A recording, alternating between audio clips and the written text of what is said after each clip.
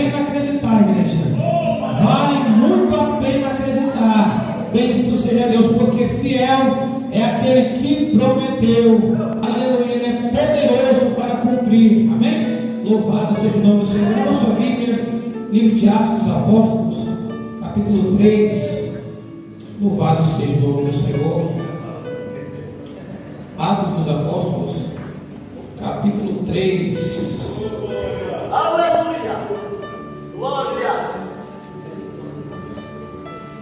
Glória a Jesus. Atos dos Apóstolos, capítulo 3. Bendito seja Deus. Nossa breve meditação. Glória a Deus. Pode ser sucinto, rápido, breve. Glória a Deus! Deus que quer apenas do Espírito Santo tocou meu coração. Capítulo 3. Lemos a palavra do Senhor a partir do verso 1. Glória a Deus. O homem coxo curado na porta do templo. Ora, Pedro e João subiam juntos ao templo, à hora da oração, sendo a hora nona. Estava sendo carregado um homem coxo desde o ventre de sua mãe, o qual diariamente punha a porta do templo chamada Fornão, para pedir esmola aos que entravam no templo, o qual, vendo Pedro e João entrando no templo, pediu uma esmola. E Pedro, fixando os olhos nele com João, disse: olha para nós. E ele estava atento, esperando receber alguma coisa deles. Então Pedro disse: eu não tenho prata nem ouro, mas o que eu tenho, isso te dou. Em nome de Jesus Cristo de Nazaré, levante-te e anda. E ele, tomando pela mão direita, o levantou, e imediatamente os pés e os ossos do tornozelo receberam força. E saltando ele, se pôs em pé e andou, e entrou com eles no templo, andando e saltando e louvando a Deus. E todo o povo o viu andando e louvando a Deus. Verso 10. E reconheceram sobre ele o que se assentava a pedir esmola à porta formosa do templo. Eles ficaram cheios de admiração e assombro pelo que lhe acontecera. Amém, igreja? Pode sentar glorificando o nome do Senhor Jesus, porque Ele é poderoso. Glória a Jesus.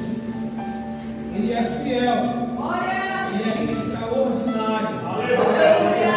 Seja Deus. Se nós fôssemos usar aqui, pegar o dicionário e usar todos os adjetivos possíveis para exaltar o nome do Senhor, glória a Deus, seria incapaz de nós conseguirmos essa façanha e exaltar o nome do Senhor usando todos os adjetivos possíveis do dicionário.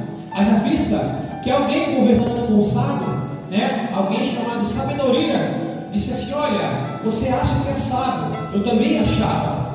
Você pensa que é entendido? Eu também pensava. Até o momento que eu me assentei numa cadeira, numa sala de aula, e eu comecei a observar, e eu comecei a aprender aquilo que o Eterno estava me ensinando. Aí eu descobri que eu, sendo a sabedoria, não sabia de nada. Eu, sendo a sabedoria, não entendia, não sabia de nada. E eu comecei a aprender com ele, e era muito bom o meu focar nas delícias, naquilo que ele ensinava, naquilo que ele transmitia. Bendito seja o nome do Senhor. Por isso, nessa noite, não perca a oportunidade de render a ele a glória, a adoração, louvor, aquilo que ele merece, para a glória do nome de Jesus. Louvado seja Deus. Não perca a oportunidade, porque Deus, ele te deu a oportunidade. Porque todos os dias que nós levantamos é uma oportunidade nova que nós temos de bendizer o nome do Senhor, Eu observo assim, irmãos, que todo dia, quando eu acordo, é uma oportunidade nova. E nessa oportunidade, alguém não tem essa oportunidade que eu estou tendo. Porque alguém está preso, alguém está num leito de hospital, alguém está numa cadeira, numa marca, alguém já tem vida mais tempo. Mas eu e você estamos nessa madrugada, início de madrugada, para graças ao nome do Senhor Jesus. Glória. O texto que nós lemos, irmãos, é um texto muito conhecido. O capítulo 3 inicia-se após a manifestação do Espírito Santo. No capítulo 1 é feita uma promessa para a igreja de Jesus que estava se iniciando. E o capítulo 2 nos mostra o cumprimento dessa promessa. E o que é o cumprimento da promessa? O cumprimento da promessa é o revestimento da igreja, que já foi vestida, porque a palavra revestimento quer dizer vestir de novo, tornar a vestir aquilo que já está vestido. Porque Jesus já havia vestido a igreja, ele já havia ensinado, ele já havia orientado. E a Bíblia diz que quando Jesus ressuscita, ele aparece no cenáculo onde os discípulos estão reunidos, e ele assopra no meio deles e diz: recebei o Espírito Santo, sejais vestidos. E agora no capítulo 2, há o cumprimento da promessa de Jesus, onde eles são revestidos. Mas para que ser revestido? Porque os discípulos precisariam sair do cenáculo para cumprir a vontade de Deus lá fora. Porque a obra não era lá dentro, a obra era fora. Mas para sair para fora, eles precisavam estar revestidos, fortalecidos pelo Espírito Santo. Mas eles já tinham o Espírito Santo, mas era uma roupagem diferenciada. Quer ver uma coisa? O texto diz que ainda no capítulo 2 do livro de Atos, quando eles estão ali cheios do Espírito Santo, cheios do poder, o Espírito Santo aproveita a faísca e fala: eu vou começar a obra a partir de agora. Eu poderia esperar ao capítulo 3 para começar trabalhando na vida do nosso Pai. Não, vou começar a partir de agora. E como é que o Espírito Santo inicia a obra? De uma maneira inusitada. Aleluia. A minha esposa aqui falou muito bem, referindo a nossa história.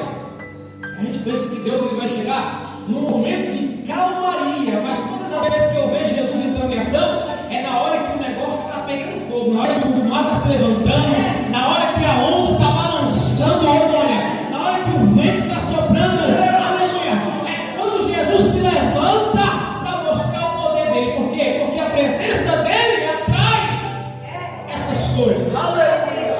Se tiver tudo bem, irmãos, na estação da sua vida, comece a se preocupar, porque hoje Jesus está do lado de fora, hoje Jesus está um pouco distanciado, porque toda vez que Jesus está dentro do barco, ou ele está próximo dele, o vento sopra, pastor. Meu Deus! É assim mesmo. E aonde foi que o Espírito Santo começa a manifestar? Está todo mundo cheio do poder, cheio da glória, Ali todo mundo batizado, aquela coisa linda. Aí o texto diz que lá fora alguns glorificavam, admiravam, mas outros zombavam. E na hora da zombaria é a hora que o Espírito Santo se levanta para começar o negócio, para começar a obra. Sabe por quê? Porque Pedro estava lá observando aquele negócio, Alguém do lado de lá está zombando. E o texto diz que de repente, durante a zombaria, Pedro se levanta. Eu fico imaginando, irmãos, alguém observando. Dos que não estavam zombando, olhando para lá da frente, a nossa vai ficar estreita. Porque por meio disso, Pedro sacou a espada, cortou a orelha de um soldado, e se não fosse Jesus estar lá para curar, ele tinha que separar o pescoço do homem também. Aleluia! Aí Pedro se levanta. Eu imagino alguém pensando assim: Pedro é impossível, Pedro é nervoso, eu acho que ele vai puxar a espada. Eu acho que agora ele vai furar alguém. Mas o texto diz que Pedro se levanta, olha para os homens e diz assim: varões judeus, eu nem ando mais armado, porque a espada que eu tinha era de ferro. Jesus falou assim: Pedro, joga fora, porque com o ferro que você fez, você também vai ser ferido. Agora o que eu tenho é a palavra de Deus. Varões judeus, escutai as minhas palavras. A Bíblia diz que no versículo 14 do capítulo 2, Pedro começa a pregar. No versículo 41, Pedro termina a pregação. São mais ou menos 16 a 20 versículos, o necessário, o suficiente para no término da mensagem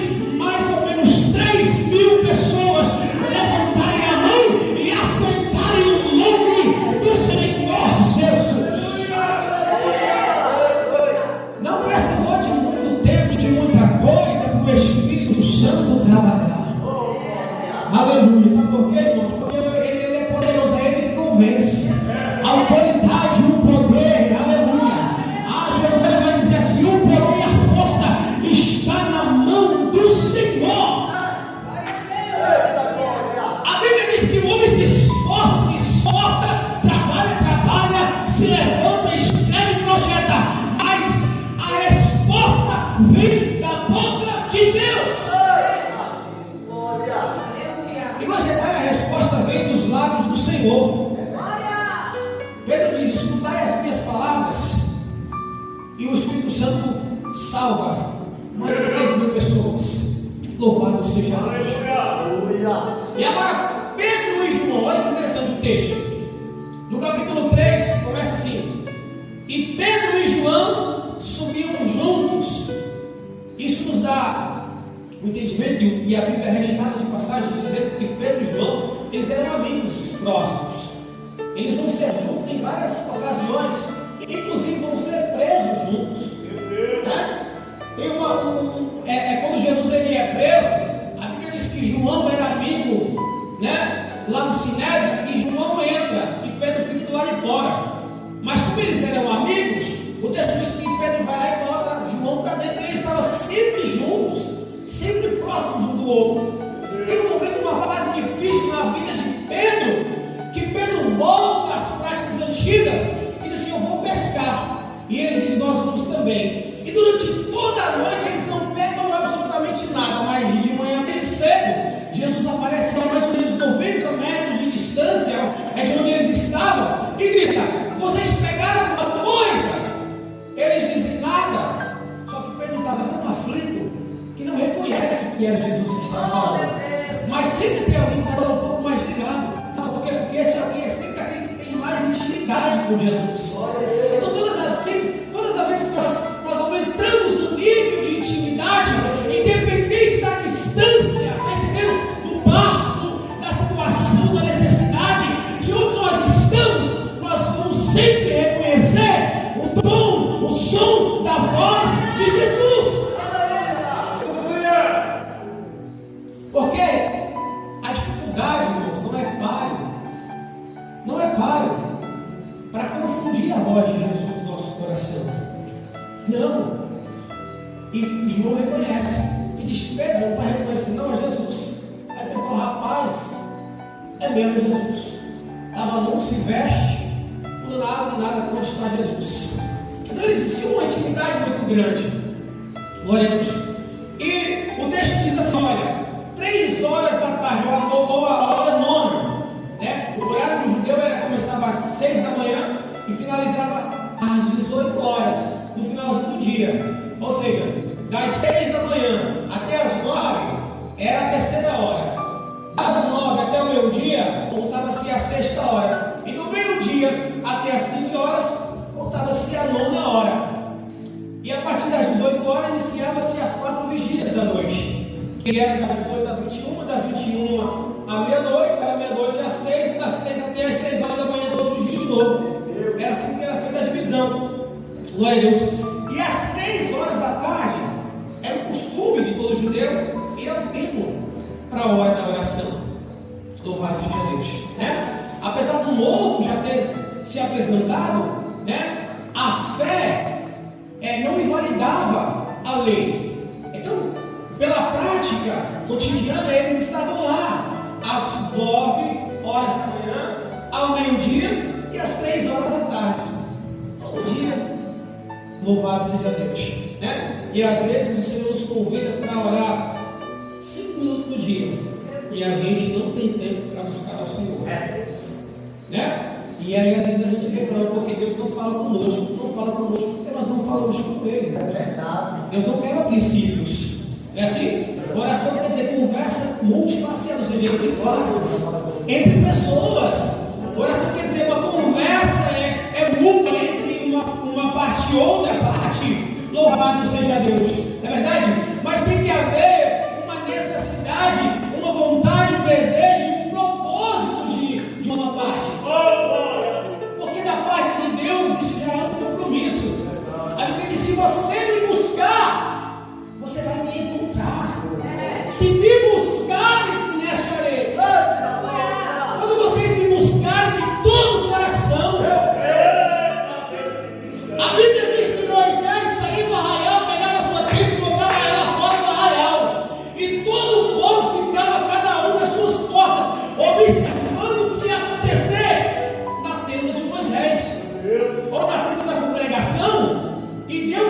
aparecia na tenda da congregação.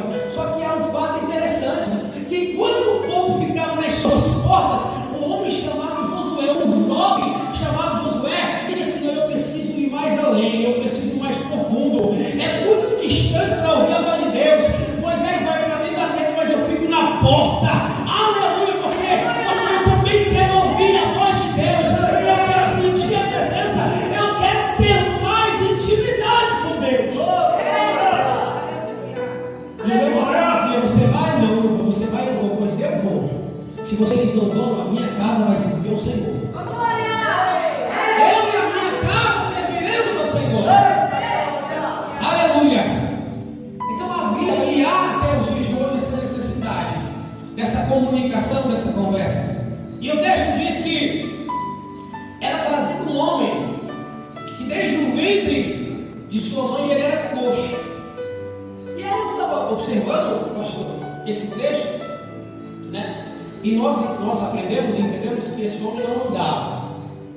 Mas o termo coxo indica limitação, ou seja, mobilidade reduzida. Enquanto que paralisia quer dizer perda total de movimento. Ele não era paralítico, ele era coxo. Então, se nós formos observar pelo termo, era para ele ter apenas mobilidade reduzida, o que se dá a entender uma perna um pouco maior do que uma, menor do que a outra. Digamos que ele mancava, só que o texto é mais claro dizendo que ele era carregado até a porta do templo. Todos os dias alguém o carregava e colocava ele na porta do templo. Agora o que eu entendo, e que o Espírito Santo falava comigo, dessa limitação, é que ele aprendeu a conviver com a situação desde pequenininho. Capítulo 4, versículo 22 diz que ele tinha mais de 40 anos. Não é? Então não se sabe se ele foi levado à porta do templo, começou a ir pedir esmola a partir dos 10 anos, dos 15 anos. O fato é que ele pedia esmola há muito tempo. E alguém carregava ele e colocava na porta do templo. Agora o templo é o tipo, aleluia, é uma representação simbólica daquilo que haveria de acontecer, ou seja, um antitipo. Que é a resposta dessa representação, aleluia, é o cumprimento dessa representação. O tipo é o templo, o cumprimento é Cristo. Agora a diferença do templo, da representação para Cristo, aqui, pastor, é que ele era levado com um propósito, para pedir esmolas. Ele não era levado para ser curado. A diferença da representação para a realidade, a diferença do templo para a pessoa de Cristo, é que ele era levado e deixado na porta, do lado de fora. E quando nós observamos a Cristo, nós olhamos aquele outro paralítico que desceu pelo telhado, e Jesus estava pregando dentro de uma casa cheia de pessoas. A casa estava tão cheia que não tinha por onde entrar, pastor. Trouxeram um paralítico para Jesus curar. Aqui está a diferença da representação. Oh glória, para aquilo que é forte, para aquilo que é verdadeiro, para aquilo que veio para cumprir, para tomar posse. Aqui está a diferença. É que quando ele chega na porta da casa, não consegue entrar. Aí os outros vão para onde? Vão para a janela. Não dá para entrar. Se fosse no templo, o que eles diriam? Você só veio para pedir esmola. Você só veio para ser abençoado financeiramente. Infelizmente nós não podemos te ajudar. Ou você fica aqui esperando Jesus sair, ou nós te levamos de volta para casa. Mas a diferença está aqui, irmãos. Os que carregavam o coxo tinham a mesma visão do coxo. Porque talvez quem carregava o coxo também entrava no templo a orar. Mas não tinha a visão de olhar para o coxo e falar assim: já que tu não pode entrar no templo porque você é considerado impuro, a lei assegura que você não pode entrar no templo, eu vou entrar no templo e vou orar com você. Ou daqui mesmo dentro da porta e ir embora. Agora a diferença de quem levava, de quem levou o paralítico do telhado aqui. Chegou na porta, deu para entrar, chegou na janela, deu para entrar. Podia largar lá e ir embora, não podia? Ele falou, não. Se Jesus está dentro da casa, a gente tem que entrar. Eita glória! Se Jesus está dentro da casa, se não der para entrar pela porta, a gente entra pela janela. Se não der para entrar pela janela, a gente vai cavar um buraco, a gente vai subir no telhado. Mas se a gente entra dentro da casa, a gente vai entrar e é hoje.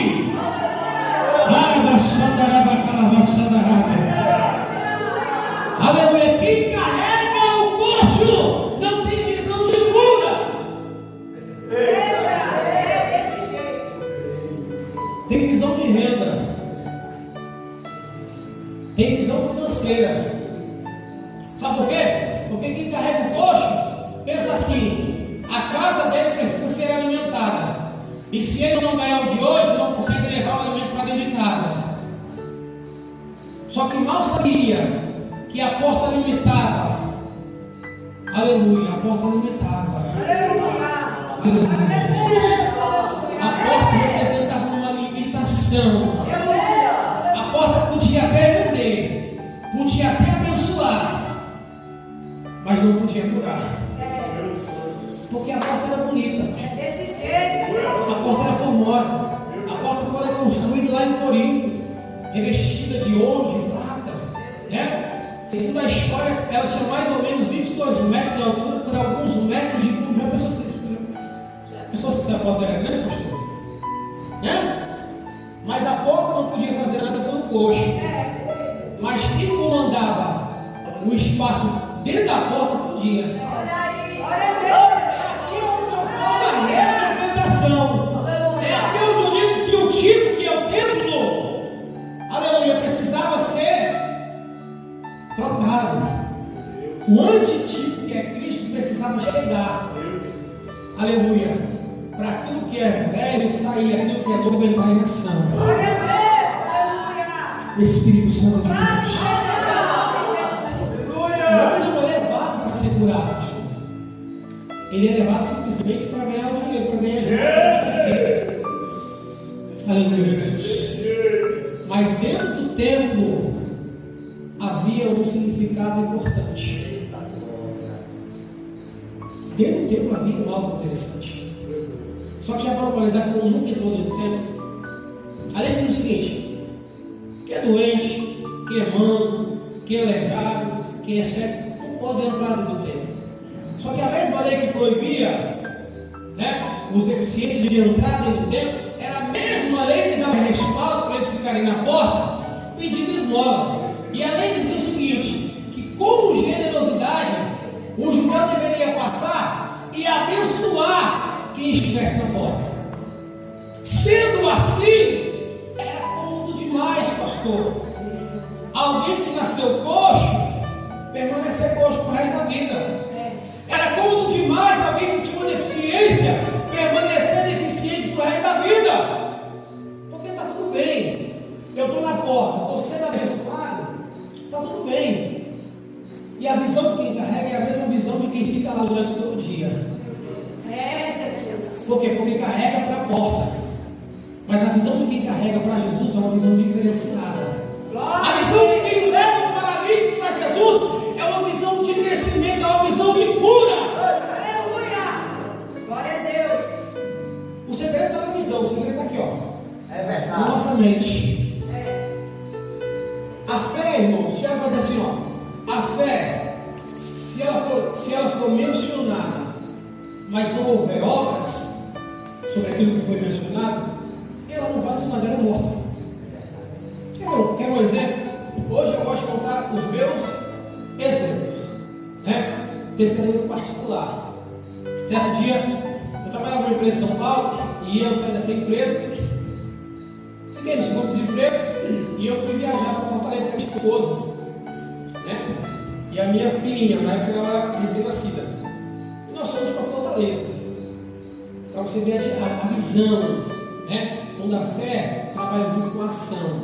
Nós fomos para Fortaleza. Chegando em Fortaleza, faltava mais ou menos uns 2 dias, né? Para cair a outra parcela do seguro-desemprego. E nós fomos a um culto lá no Tempo Central, e tinha um pastor que veio da Bolívia, estava pregando, e ele deu um testemunho falando da obra que estavam fazendo, que eles estavam construindo um templo bonito lá na Bolívia, e eles estavam pedindo uma doação para ajudar na construção do templo. E quando terminou o culto, ele falou assim: os irmãos que puderem ajudar lá fora, né, com uma oferta, eu vou estar esperando, não pode chegar lá e ajudar com uma oferta também. Acabou o culto, eu lembro que esse dia eu tinha R$10. E faltavam acho que uns 2, 3 dias para cair a outra parcela. Eu só tinha os R$10, eu estava na casa do dia da minha esposa. E esses R$10 eu tinha dito para ela que era para a gente comprar a fralda da bebê e comprar o leite dela no outro dia. Tudo bem. Acabou o culto, eu entrei no carro. Ela chegou para mim e falou assim: eu vou dar os R$10 que está aí para a obra do Senhor. Aí aqui eu era o coxo da porta do templo, porque eu só estava na porta olhando para baixo. E ela foi aquele que foi até Jesus, arrancou o telhado, entrou no meio e foi curado. Aleluia! Porque eu disse assim: olha, a gente só tem esse. Se você quer, a gente fica sem. Se a gente ficar sem, a gente vai ter que esperar 2 dias para poder cair, poder comprar a fralda para ele estar bebendo. Ela falou: não importa, eu vou dar porque eu senti no meu coração. Aleluia! Quase que eu não pego o dinheiro para pagar no carro. Peguei o dinheiro, quase derrubou na mão dela. Ela pegou o dinheiro, um sorriso aqui, foi lá e pegou na mão do pastor e voltou com o sorriso aqui. E eu, no meu coração, falei: meu Deus, a gente está nas casas, não tem dinheiro para comprar a fralda da leite da bebê, e agora? Eu não vou pedir dinheiro para para ninguém. Irmãos, chegamos em casa, pastor, do culto.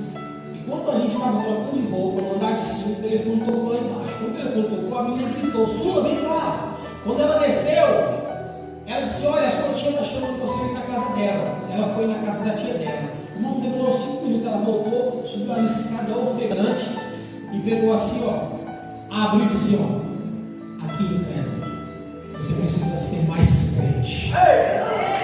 Ela mostrou R$100 na minha frente, assim, ó. Jesus acabou de abençoar. Meia hora atrás eu abri mão porque eu tinha, dos 10 que eu tinha, Jesus mandou 100. Passou 2 minutos, o telefone tocou de novo, a mulher gritou: sua tia está chamando, assim, eu já fui. Não, ela disse que você não esperou, a outra queria falar com você, que são 2. Ela voltou, quando voltou com mais 100, foi 200. Aleluia. E os 10 que eu estava guardando, pastor, era para comprar a fralda do leite. Sabe o que minha tia falou? Ó, filha, esses R$200 aqui que minha tia aqui deu e a outra deu para você, não é para comprar nada, é para você tomar sorvete e comer pizza. Amanhã a tia de manhã vai levar você no mercado para comprar fralda, leite e outras coisinhas mais que você estiver precisando. Bendito seja o nome do Senhor. Por quê? Porque nós precisamos entrar na presença do Senhor, acreditando que Ele é poderoso para fazer infinitamente mais, além daquilo que nós pensamos, além daquilo que nós imaginamos. A porta limita a nossa visão, a porta limita a nossa fé. E ele era colocado na porta exatamente aonde ele podia ser visto, porque a porta era lucrativa. A porta já, se não fosse lucrativa, ele não ia lá todo dia, né? Dava dinheiro. Não era, não dava para Henrique, porque se desse também não dava mais lá. Não é assim? Mas eu acredito que durante o dia, no final do dia, ele levava o mundo para casa. Mas ele levava do mesmo jeito que ele voltava do mesmo jeito que ele ia. Ele voltava andando? Não, ele voltava carregado. Aí eu te pergunto: o paralítico que desceu pelo telhado voltou na máquina ou voltou andando? Ele voltou andando. Sabe por quê? Porque a diferença está que ele não procurou a representação, ele procurou Cristo. Ele não procurou a representação, ele procurou o cumprimento da representação. Ele procurou Cristo.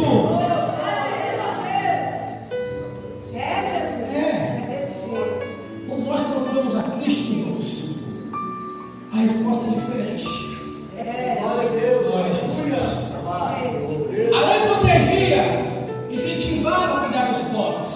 E pelo fato da lei incentivar, eu estava lendo a citação de um poeta que ele dizia o seguinte, que um de seus amigos andarilhos andava muito de cidade em cidade, e quando chegava em determinado lugar, a primeira coisa que ele procurava eram os sinos, as torres das igrejas. E ali ele parava e ali ele começava a pedir, porque era lucrativo, porque ali o lugar onde as pessoas passavam, e as pessoas tinham um bom coração, né? Havia uma certa bondade no coração das pessoas para ajudar quem estava ali mendigando. Louvado seja o nome do Senhor. Mas nessa madrugada, deixa eu te dizer uma coisa, nós precisamos procurar não ficar na porta, mas entrar pela porta. E Cristo não é a representação, Cristo é a verdadeira porta. Ele diz que quem entrar por ele vai entrar e vai encontrar pastagem, vai ser abençoado, vai ser curado, e o nome do Senhor vai ser glorificado para todo sempre. O qual, vendo Pedro e João que iam entrando no templo, pediu que lhe desse uma esmola. Eu me lembrei, pastor, de Ruth, quando foi aos campos de Boaz respirar. O termo respirar quer dizer colher aquilo que deixaram para trás.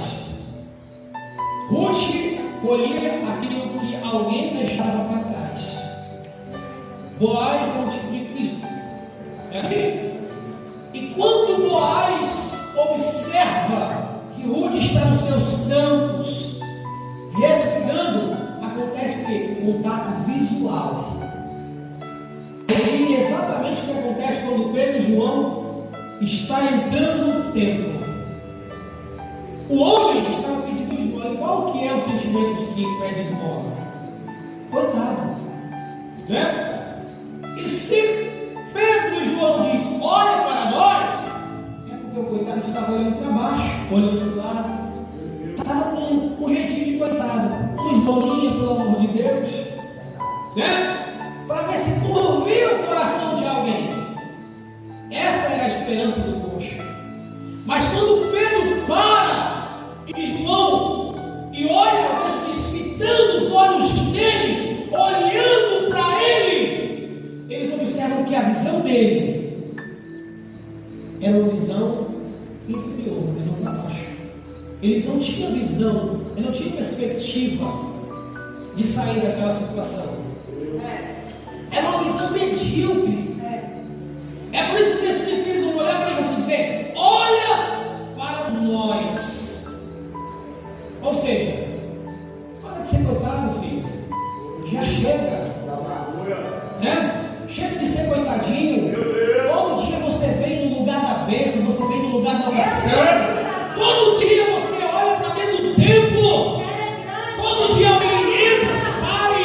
Você escuta alguém falando, olha, eu fui abençoado. Jesus abriu a porta. Jesus me abençoou. Jesus me curou. E só você fica aqui, filho. Aleluia. Quero que a gente tem que tomar um choque de realidade. Quero que Deus tem que nos dar um chacoalhão para a gente tomar um choque de realidade. Sabe por quê? Porque Deus não olha para a gente e não nos vê coitadinho. Sabe assim, quando a gente olha assim, ah, Senhor, Jesus, por bondade me abençoa. Você acha que isso comove o coração de Deus? Não, irmãos. A Bíblia diz que o que comove o coração de Deus é um coração contrito, quebrantado, é dentro que comove a Deus. Então, quando eu olho com uma visão medíocre, uma visão de coitado, não comove a Deus. É por isso que Deus não abençoa o homem antes que ele olhasse para cima. Primeiro Deus fala assim, você precisa mudar a sua mentalidade, filho. Seu modo de enxergar as coisas. Está muito pequeno, está muito raso. Você precisa olhar para mim, olhar para cima. Então a primeira maneira de Deus abençoar é nós olharmos para Cristo. Olhar para Cristo e sereis salvos. Glória a Deus. É a primeira maneira, é a primeira forma de Deus nos abençoar. Olhar para Cristo. Aleluia. O desespero, o medo, não comove Jesus. Não. A Bíblia diz que Jesus olhou para os discípulos e disse, passemos do outro lado. Uma palavra de afirmação. Os discípulos já conheciam Jesus. Sabia que quando Jesus falava algo, ele ia até o final, dava certo. passemos para o outro lado. Só que no meio da travessia, isso estava mais ou menos 3 horas de viagem, que era remo, né? Mais ou menos 19 quilômetros de Cafarnaum até chegar em Genezaré.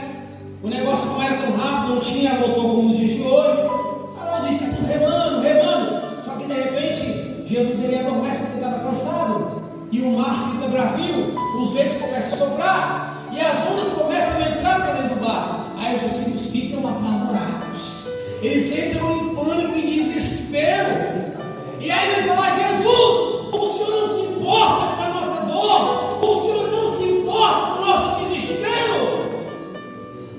Jesus ele simplesmente se levanta e não responde para os homens nada. Ele não responde para os homens. Não. Porque se ele fosse responder, ele diria assim: ó, vocês estão desesperados. Meu Deus. Isso não faz parte do plano, não faz parte do projeto. Então Jesus não responde aos homens. Ele levanta e responde para o mar e para o vento. Só depois ele vem trazer a lição. Diz assim: ó, vocês precisam ter um pouquinho mais de fé. Olha aí. Vocês precisam tentar um pouquinho mais. Aleluia. Isso lá atrás que nós iríamos passar. E se vocês levantaram e acordaram do meu sono, que estava bom demais, nesse desespero todo, é porque ainda não acreditaram no poder da minha palavra. Aí Jesus não fala para eles, ele fala para o vento lá. Depois Jesus dá uma lição para eles. No desespero, no trabalho. Na ansiedade, eu não trabalho não. Aleluia. Tenham mais fé, tenham mais confiança. Em 2009, eu descobri que eu estava com um tumor no cérebro, no tronco cerebral, naquele hipófise. Eu até contei para o pastor foi assim hoje.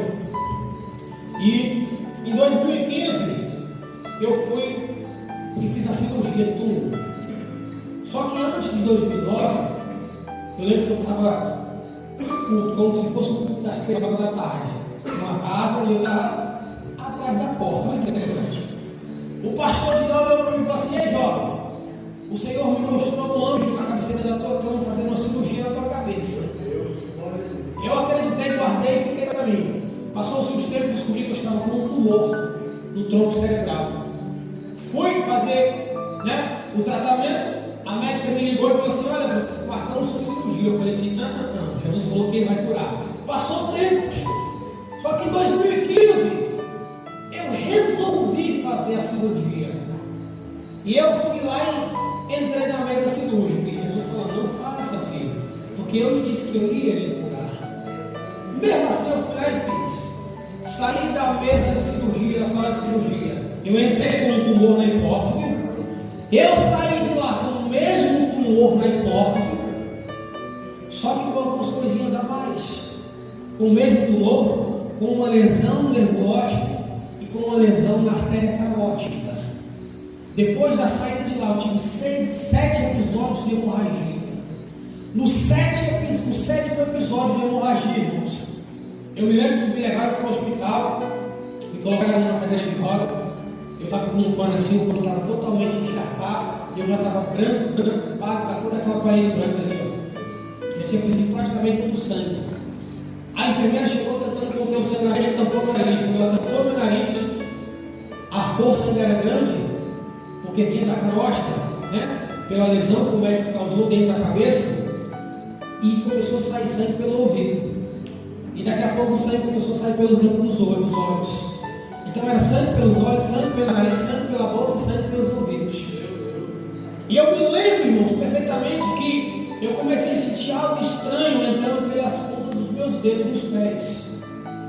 E aí eu comecei a entender que era morte, porque era muito forte, era muito gelado, apertava demais e me puxava para baixo. E na hora da morte, quem está morrendo sabe para onde. E eu sabia que estava sendo levado. E aquilo começou a me puxar. E eu falei: Jesus, agora eu vou partir.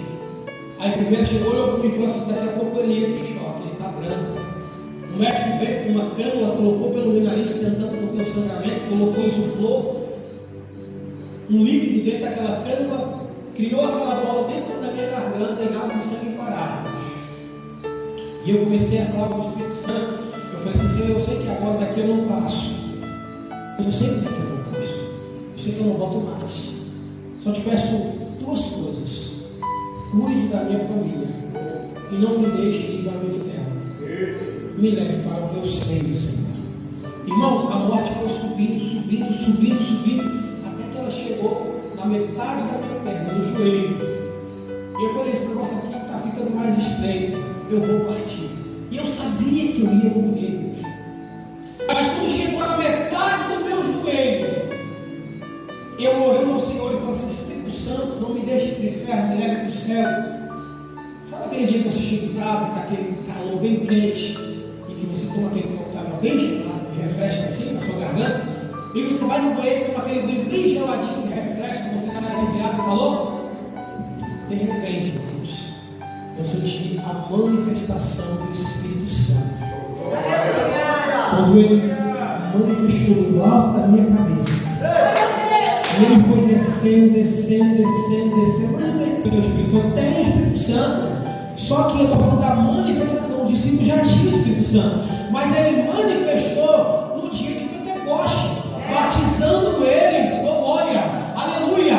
E o Espírito Santo ele manifestou. Eu comecei a sentir aquela presença, aquela glória, e aquela agonia, aquele desespero que eu estava sentindo passou. E eu comecei a sentir aquela paz, aquela calmaria. E ele foi descendo, porque quando ele manifesta, a tristeza vai embora, a angústia passa, o desespero vai embora, o sofrimento passa, aleluia. E ele foi descendo. E o mais interessante é que quando ele chegou na altura do joelho, que bateu de frente com a morte, aí é que eu vi o poder. Ela não conseguiu mais subir, ele foi empurrando ela de volta, empurrando, até que ela teve que sair, aleluia. E o sangramento parou, estabilizou, e eu estou vivo e de pé, glorificando o nome do Senhor e dizendo que Ele é santo, que Ele é poderoso, Ele é vivo para todos sempre. Aleluia.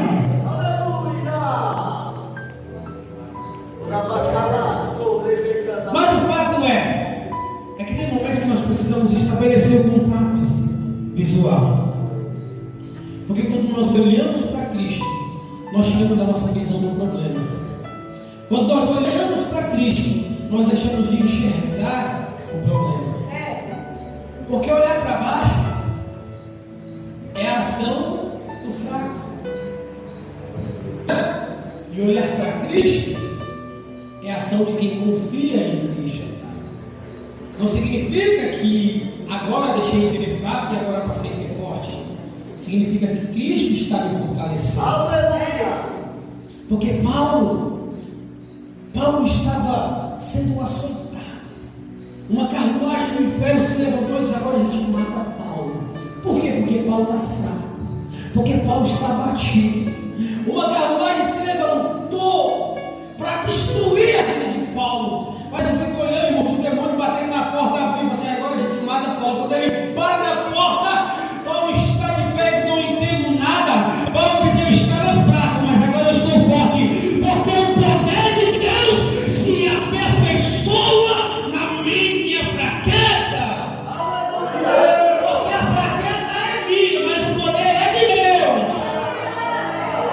A necessidade é minha, mas a glória é de Deus. O problema é meu, mas o poder é de Deus. Então, quando eu olho para Cristo, eu estabeleço a comunicação, a comunhão. Oh, glória. E aí, sabe o que eu aprendo? Aleluia.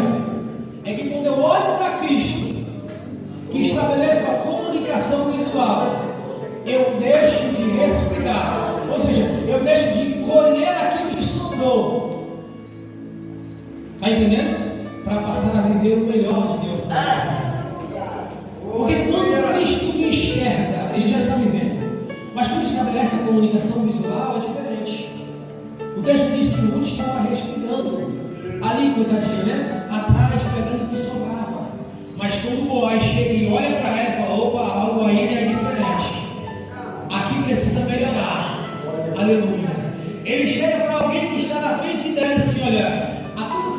coletar, deixa cair o melhor. Está entendendo? E tem mais, deixa uma coisa boa, mais farta aí para ela passar e pegar. Sabe o que é isso? É que quando nós estabelecemos a comunicação, Deus ele se levanta para nos abençoar de forma instantânea. Vai chegar o fim de respigarmos e nós vamos passar a colher o que é de melhor. O que Deus tem de melhor para a nossa vida. É fato que a gente pode pedir o que quisermos para Deus. É fato que podemos pedir aquilo que nós quisermos para Deus. Mas Deus ele só vai nos dar aquilo que é necessário para nós. Ele só vai nos abençoar de fato aquilo que precisamos. Porque Deus sabe o que nós precisamos. Porque Deus conhece a nossa necessidade. Não tem como barganhar com Deus. O homem podia olhar assim, eu preciso, além de mudar, né, as minhas pernas, eu preciso de algo assim, assim, assim. Mas a necessidade dele era ficar de pé. Era ficar de pé, irmãos. E quanta gente está do lado de fora, chega até na porta, conhece a porta, tem intimidade com a porta, mas não entra, não pode entrar. E às vezes não é porque é impedido de entrar. A gente for parar hoje, para analisar os dias de hoje, não é porque somos impedidos de entrar, não, pastor. É porque nós nos acostumamos a viver naquela situação. É porque nós nos acostumamos a viver daquele jeito. Está tudo bem, todo dia alguém chega e me dá alguma coisa, está tudo bem, todo dia alguém me banca, está tudo bem, todo dia eu recebo, está tudo bem. Esse está tudo bem, vai perdurando, que já tinha mais de 40 anos. Meu Deus! E até quando nós vamos permanecer nesse está tudo bem? Até quando nós vamos ficar parados, assentados na porta do templo, olhando para a beleza da porta? Enquanto tem algo de extraordinário lá dentro que nós podemos usufruir, nós podemos ser participantes.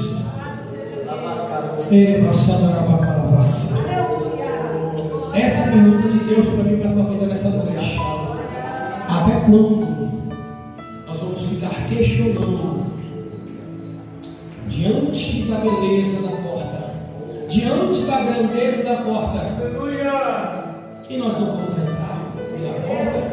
Ah, mas ele era paralítico, ele não podia entrar. Fato. Mas muita gente entrava e saía. O texto não diz que ele pedia para alguém apresentar sua necessidade, né?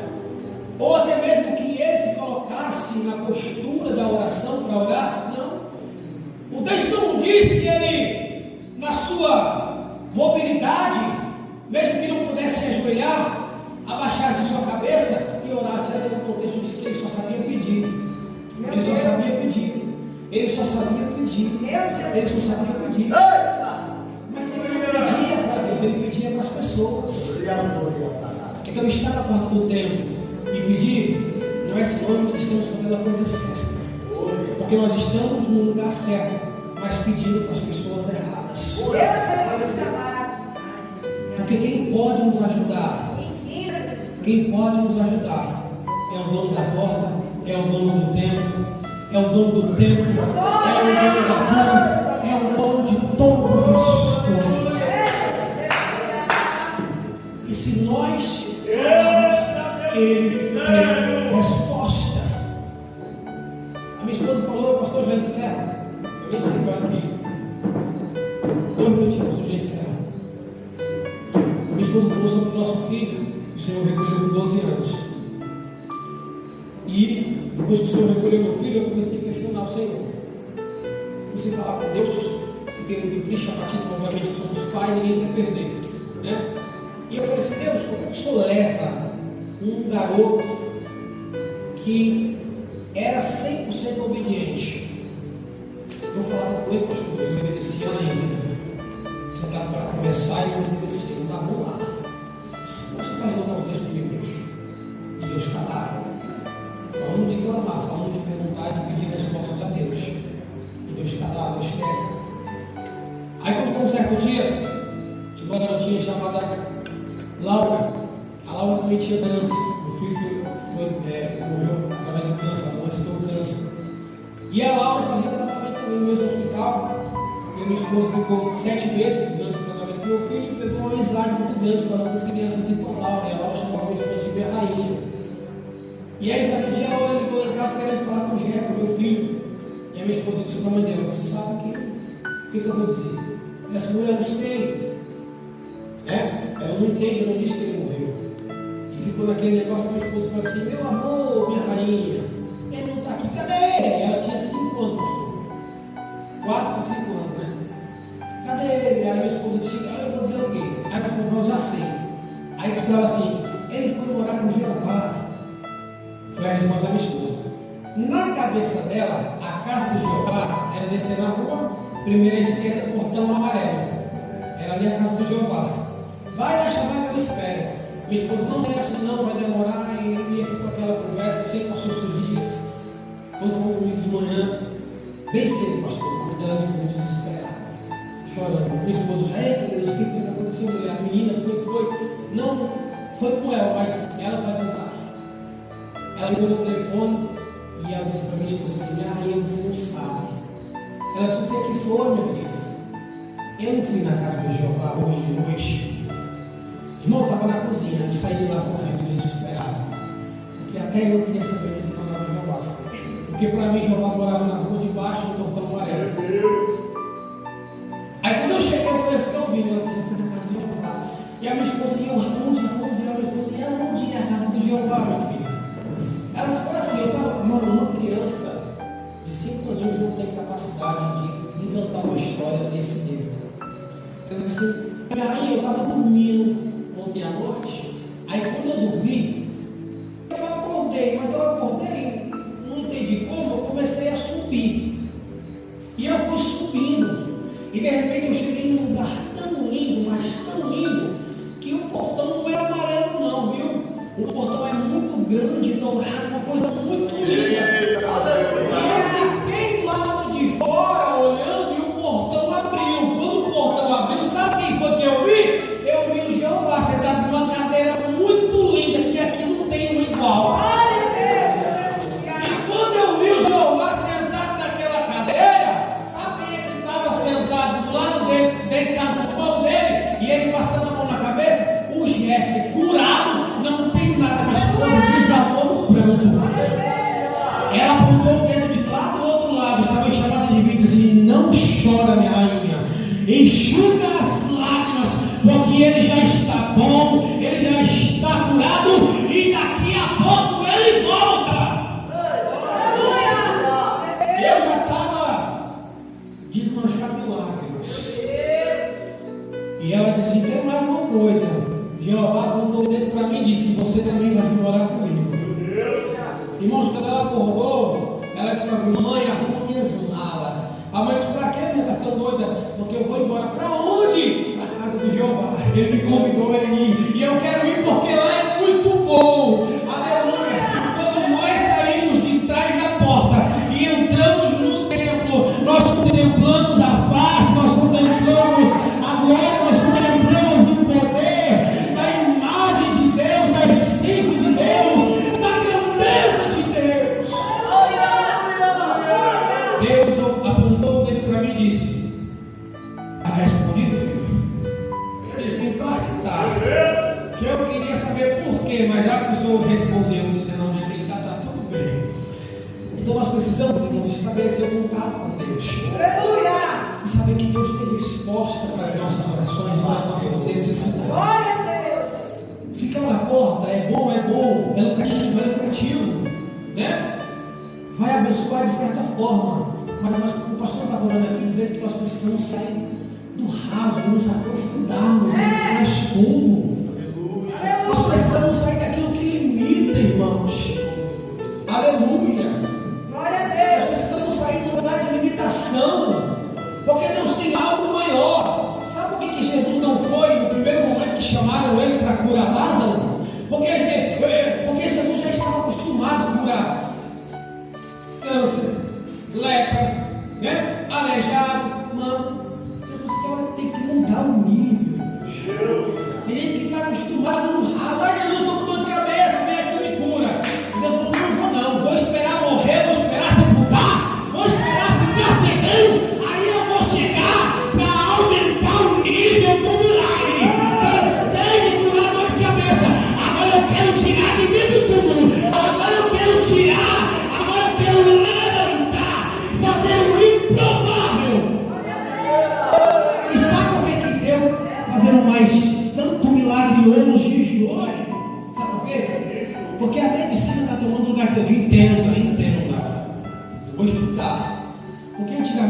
fazia o leproso quando estava com a lepra?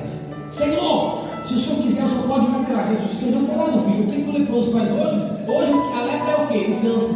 O que o canceroso faz hoje? Senhor, o Senhor pode me curar? Não. Vai lá para o médico. Não vou dizer que é errado, está certo. Mas o médico hoje pode fazer muita coisa que antigamente só através de milagre. É por isso que as pessoas hoje veem menos milagre, porque procura menos Jesus, porque entra menos no templo. Está entendendo? Antigamente procurava-se mais Jesus, procurava-se mais a presença. Era mais curado, hoje é curado menos, porque procura menos. Nós procuramos menos e reclamamos mais. A gente procura de menos e diz que não está acontecendo nada. A gente não vai aonde está Jesus e diz que não está fazendo nada, mas ele continua no mesmo lugar. O poder é o mesmo, a glória é a mesma, a essência é a mesma. Ele é o mesmo, não mudou. O que ele fez ontem, mas hoje. Sabe por quê? Porque ele é atemporal. O que é isso? Está no passado, está no presente, é no presente, é no passado e é no futuro. Atemporal, querido. Eu nasci em 1983. Eu vim de lá para cá. Ele é antes de 1983. Alguém chegou para questionar e falou assim: como é que tu conhece Abraão? Não tem nem 50 anos de idade. Ele falou assim: eu fui que formei Abraão. Antes que Abraão existisse, eu sou. Eu não fui, eu sou. Eu estou lá. Eu sou e estou. É difícil de entender, mas essa é a verdade. Eu sou. E não há ninguém que possa fazer escapar das bênçãos. Operando em igreja. Deus, ele é no passado. Por que é isso? Porque Deus não depende do tempo. Ele é o tempo. Nós dependemos do relógio. Deus não depende do relógio. Ele é o tempo. Se eu não correr perto do ônibus das 5, pastor, ele é o tempo. Ele é às 5, ele é às 6, ele é às 10, ele é tudo. Ele faz tudo. Ele opera tudo. Tudo foi feito por ele, para ele, por ele. A glória é dele, a essência dele, o poder, a majestade é dele. Ele não depende de nada, é nós que dependemos dele. Tudo depende de Deus. Ele passou da palavra. Tudo depende dele. Sem ele, nada do que existe estaria nos dias de hoje. Deus, ele é. Não foi, ele é. Ontem, é hoje e é eternamente. O texto diz que nunca houve o tempo que Deus não existisse. Porque o trono de Deus é eterno e perpétuo. O século do teu reino é o século de equidade. É isso, disposição de reconhecer o direito seu, o direito seu, o direito seu, o direito de todo mundo. Deus tem disposição. Agora, isso leva para mim tempo. É quando eu olho para Deus e falo assim: Deus, o tempo está passando, Deus. Já faz 10 anos. Eu falo: calma, rapaz, a hora que passou 10 segundos. É que você não está entendendo. Ô, glória, quando você não está na dimensão, na minha dimensão, aí você vai esquecer o tempo e vai colocar a sua fé, a sua confiança no meu poder, na minha glória, na minha majestade, e vai se deleitar no meu manto de glória, e tudo vai começar a fluir na sua vida. Olha para nós. Olhou. Esperava que ele fosse receber alguma coisa, mas ele recebeu, de repente ele falou assim: rapaz, desculpa, não, essa é uma palavra difícil, porque o nome já tem, ele está escrevendo assim, né? Eu não tenho, nós não temos nada. Se fosse no dia de hoje, e Pedro falasse assim: rapaz, eu me desculpo, mas eu não tenho ouro, não tenho prata, o Alexandre disse: não tem problema não, tem uma maquininha, passa aqui no cartão de crédito, eu tenho o celular, passa no Pix, né? Porque hoje é assim. Mas naquele tempo não tinha celular, não tinha máquina, não tinha nada. O que que tinha? Era só a confiança, só a fé. Está entendendo? Por que as coisas não acontecem hoje? Porque a gente tem muito subsídio. E Deus não depende de subsídio. Aleluia. O único agricultor na história que plantou sem semente é Deus. Deus nunca precisou de semente para plantar. A Bíblia diz que ele usa simplesmente o poder da palavra. Asa e ouve. Apareça e apareceu. Produza e produziu. Aí ele vai dizer: produza erva verde que dê semente para quê? Para que o pastor Caio possa plantar, para que o Francisco possa plantar, para que o Cícero possa plantar. Mas Deus vídeo. O panela precisa da farinha, do ovo, do óleo, do azeite para fazer o pão, mas Deus não precisa de nada. Ele traz a existência como se já existisse, porque a sua palavra, o seu poder faz acontecer aonde não tem. Se não tem porta, ele coloca uma porta. Se a porta não for boa, ele manda arrancar e diz: passa, meu filho, atravessa, meu filho, porque o poder é meu, a autoridade é minha, a glória é minha, a excelência é minha, sou eu que mando na tua vida. Sabe qual que é o problema, pastor? Falei demais, né? É porque a gente depende de nós mesmos. A gente depende dos outros ali. Para a gente passar a depender de Deus, as coisas mudam. Então, não sei? Vamos depender mais do Senhor. Deus abençoe. Eu agradeço a oportunidade. Peço que os irmãos continuem orando pela nossa vida, apresentando a minha vida à minha esposa. Mais uma me perdoe, mas hoje é a mulher mais linda do plenário aqui. Deus abençoe. Continue orando pela nossa vida, pela nossa família. Eu agradeço a oportunidade em nome de Jesus.